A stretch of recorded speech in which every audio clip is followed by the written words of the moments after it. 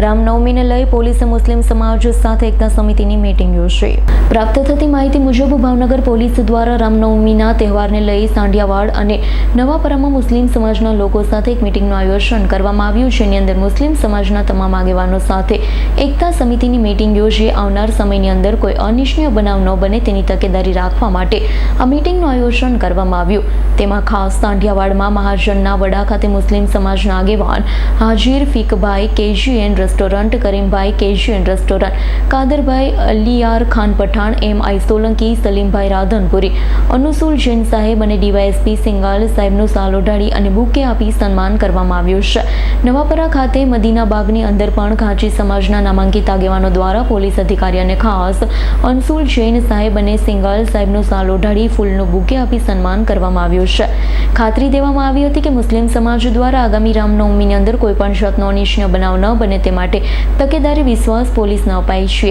ખાસ ભાવનગરના DYSP સિંગાલ સાહેબ દ્વારા એકતાના સારામાં સારા ઉદાહરણ પૂરા પાડી અને એકતાની મિસાલ આવનારા સમયમાં ભાવનગરમાં કાયમ થાય તેવા ઉદાહરણ આપવામાં આવ્યા હતા।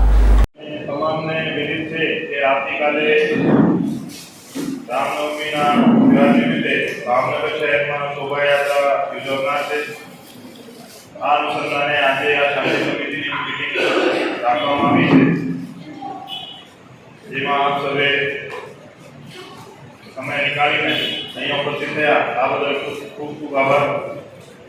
અમારે કાલે સાંજે ભાવનગર શહેરમાં એક મોટી શોભાયાત્રા નીકળવાની છે,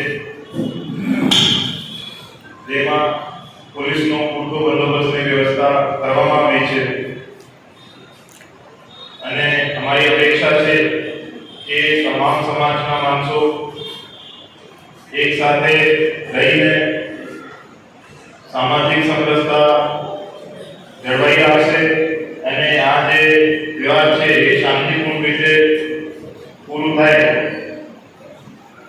એવી અપેક્ષા। Bureau report S9 news Bhavnagar.